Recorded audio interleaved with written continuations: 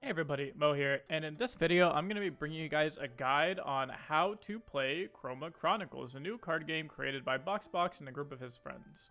So the goal of this video is going to be to get you guys into Chroma Chronicles and kind of show you guys how the gameplay works out, how the UI all works out, and just a way to get you to jump in and start playing the game and following along if you have a streamer that's streaming this game, or if you're just interested in the game and want to see how it works and want to watch some videos but don't want to be completely lost. So without further ado, let's just get into it. So step one, when you want to play Chroma Chronicles, is you just click play. So you can either start a solo journey, which if you've played Super Auto Pets, this is basically like the arena mode, where you're going to play against an AI of the same level as you, or you can play Ranked Journey, and this is PvP. So for the video, we'll just play Solo Journey. Then you pick whichever hero you want. The difference between the heroes is basically just the different decks you have access to. You'll have access to different cards depending on whichever character you pick. And so, first thing you come to whenever you play Chroma Chronicles is the deck building phase. So, when you're in the deck building phase, you have all this money in the top left. You see you start with 32 coins. Each pack costs 6 coins, and to refresh the shop costs 2 coins. And you'll use the money to buy packs of 3 cards, and you have to use each card in the pack. You can't just buy individual cards. So now, let's talk about the cards. On each card, you'll see 4 things. You'll see the type of the card, you'll see the quality of the card, you'll see the rarity of the card, and then you'll see what the card does. So there are 3 types of cards in Chroma Chronicles. There's Mighty cards, which are the red ones, there's IQ cards, which are the blue ones, and there's Sneaky cards, which are the green ones. The quality of the card can be seen in the top right corner, represented by whatever color the quality it currently is. And you can upgrade this quality by collecting multiple cards of the same card. So this is similar to auto battlers like Teamfight Tactics and Dota Auto Chess, where if you buy multiple of the same unit, they'll upgrade to a 2-star unit and a 3-star unit. In this game, if you buy multiple of a card, it will upgrade from a bronze card to a silver card to a gold card. So it takes 2 bronze cards to upgrade it into a silver card. It takes 2 silver cards to upgrade it into a gold card, and then it will take 2 gold cards to upgrade it into a diamond card. Each time you upgrade the card's quality, the card itself gets stronger in one way or another. Most of the time, it increases the damage.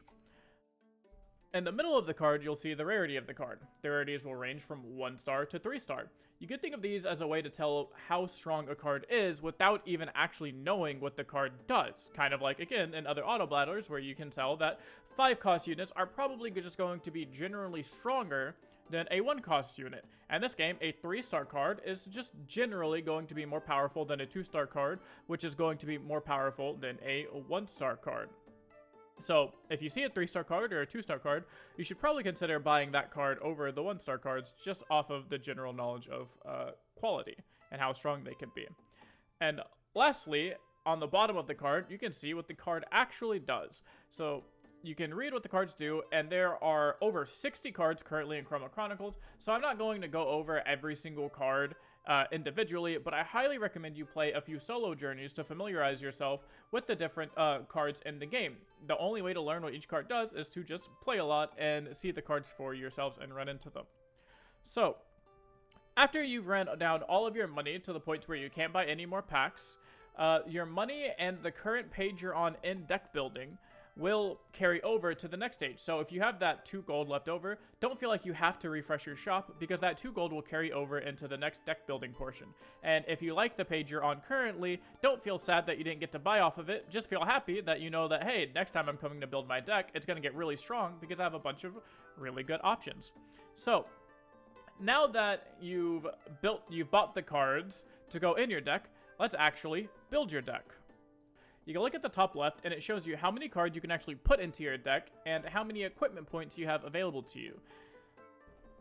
So what this means, as you see here for the first starting, is you can put 7 attack cards into your deck. So for that, I highly recommend you just go and you put in, your 7 strongest cards. Again, this can go off of quality. If you have any silver cards, I would play them. If you have 3-star cards, you can play them. And you're just generally trying to make a very strong deck and a very good deck to start off with. This is going to be the deck you use for your very first battle.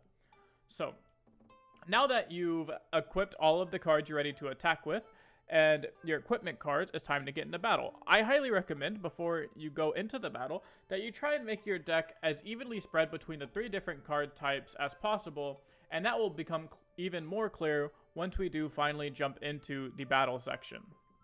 So, now that we're in the battle section, the first thing you're going to think of is, oh my gosh, there is so much stuff going on here.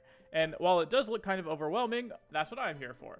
I'm here to kind of break things down for you. So let's start by looking at the far left side and the far right side of the screen. These are the decks of each player's. Your deck is going to be on the left side. Your opponent's deck is going to be on the right side. So this shows you exactly what cards are in your opponent's deck, and this shows you even the quality of the cards. If they have any silver cards or any gold cards that are already upgraded, it shows you that as well. So it allows you to know exactly what you have to play against and play around from your opponent's side. Let's move in a little bit, and let's look at the characters.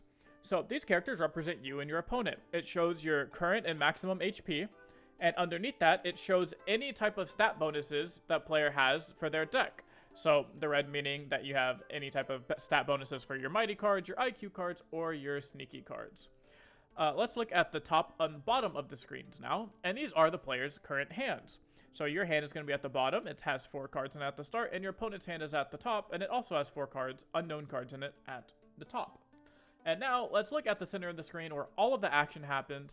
And this is where, if you're the attacking player, you're going to play your attacking cards, and if you're the defending player, you're going to put the defending cards, and or your blocking cards. So what exactly is attacking and blocking, and how do I kill my opponent? How do I actually win the game? Well, in Chroma Chronicles, both players will go back and forth, taking turns of attacking and blocking. When it's your turn to attack, you get to choose 3 cards to attack with, and you can put them in any order you want. Your goal as the attacker is to have as many unblocked cards as possible, since unblocked cards deal damage to your opponent to reduce their life total to 0, and the unblocked cards return to your hand at the end of turn.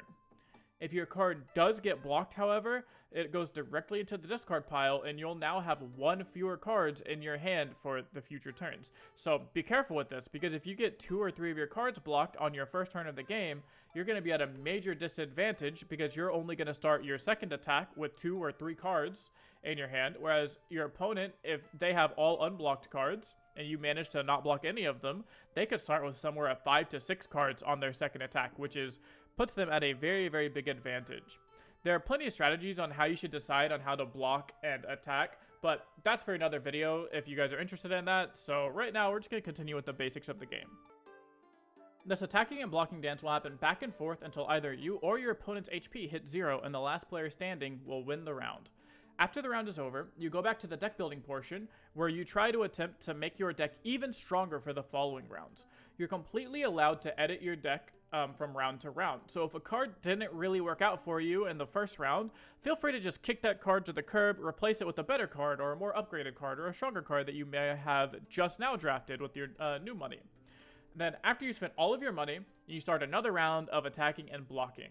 And this dance repeats itself until one person wins 3 rounds. Every PvP match is a best of 5, meaning you have to get 3 round wins in order to win the match.